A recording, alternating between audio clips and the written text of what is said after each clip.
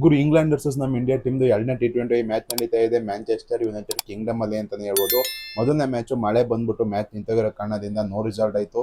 ಎರಡನೇ ಮ್ಯಾಚ್ ಯಾರು ಸಖತ್ತಾಗಿ ಪರ್ಫಾರ್ಮೆನ್ಸ್ ಮಾಡ್ತಾರೆ, ಯಾರು ಸ್ಟ್ರಾಂಗ್ ಇದ್ದಾರೆ ಅಂತ ನೋಡ್ಕೊಬರೋಣ ಬನ್ನಿ.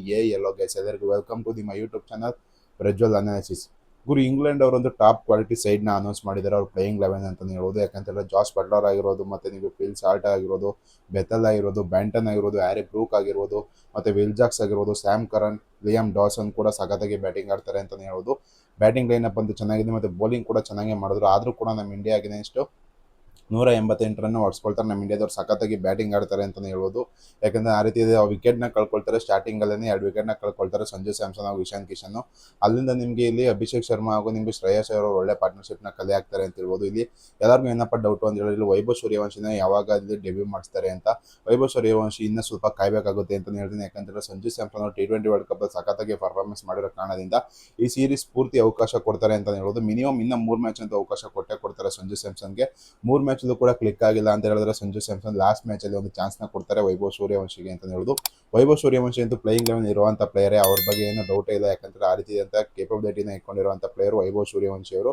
ಅವ್ರ ಬಗ್ಗೆ ಒಂದು ಡೌಟು ಕೂಡ ಇಲ್ಲ, ಅವ್ರು ಚೆನ್ನಾಗಿ ಪರ್ಫಾರ್ಮೆನ್ಸ್ ಮಾಡ್ತಾರೆ ಅಂತ ಎಲ್ಲರಿಗೂ ಗೊತ್ತು. ಅದಕ್ಕೋಸ್ಕರ ಈ ಚಿಕ್ಕ ಏಜ್ಗೆ ಅವರು T20ಗೆ ಇಲ್ಲಿ ಕ್ಯಾಪ್ನ ತಗೊಂಡಿದ್ದಾರೆ ಅಂತ ಹೇಳ್ಬೋದು. ಇನ್ನೂ ಡೆಬ್ಯೂ ಮಾಡಿಲ್ಲ, ಇಂಡಿಯಾ ಟೀಮ್ಗೆ ಸೆಲೆಕ್ಟ್ ಆಗಿದ್ದಾರೆ ಇಲ್ಲಿ ವೈಭವ್ ಸೂರ್ಯವಂಶಿ ಅಂತಲೇ ಹೇಳ್ಬೋದು.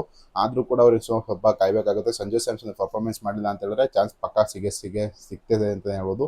ಮತ್ತು ಇಲ್ಲಿ ಇಂಗ್ಲೆಂಡ್ ಟೀಮ್ ಕಡೆ ನೋಡಿದರೆ ಬಟ್ಲರ್ ಹೋಗಿರ್ಬೋದು, ಮತ್ತು ಹ್ಯಾರಿ ಬ್ರೂಕ್ ಅಂತ ಸಖತ್ತಾಗಿ ಪರ್ಫಾರ್ಮೆನ್ಸ್ ಮಾಡಿದ್ದಾರೆ. ಅವ್ರಿಗೆ ಈಗ ಟೆಸ್ಟಲ್ಲೂ ಕೂಡ ಕ್ಯಾಪ್ಟನ್ಸಿ ಸಿಗುವಂಥ ಸಾಧ್ಯತೆ ಎಲ್ಲ ಇದೆ ಅಂತ ಹೇಳ್ಬೋದು. ಯಾಕಂದರೆ ವೈಸ್ ಕ್ಯಾಪ್ಟನ್ ಆಗಿದ್ದವರು ಅವರೇನೆ. ಇನ್ನು ಬೌಲಿಂಗೇ ಅವ್ರಿಗೆ ಸ್ವಲ್ಪ ವೀಕ್ ಅಂತಲೇ ಹೇಳ್ಬೋದು. ಜೋಫ್ರಾ ಆರ್ಚರ್ ಏನಾದ್ರು ಮತ್ತೆ ವಾಪಸ್ನ ತರ್ತಾರ ಅಂತ ನೋಡಬೇಕಾಗುತ್ತೆ. ಯಾಕಂದರೆ ಜೋಫ್ರಾ ಆರ್ಚರ್ ಇದ್ದು ಅಂತ ಹೇಳಿದ್ರೆ ಸಖತ್ ಬೆಂಕಿ ಬೌಲಿಂಗ್ನ ಮಾಡುವಂಥ ಕೇಪಬಿಲಿಟಿ ಇರುವಂಥದ್ದು ಜೋಫ್ರಾ ಆರ್ಚರ್ಗೆ ಅಂತಲೇ ಹೇಳೋದು. ಯಾಕೆಂದರೆ ಸಖತ್ತಾಗಿ ಬೌಲಿಂಗ್ನ ಮಾಡ್ತಾರೆ.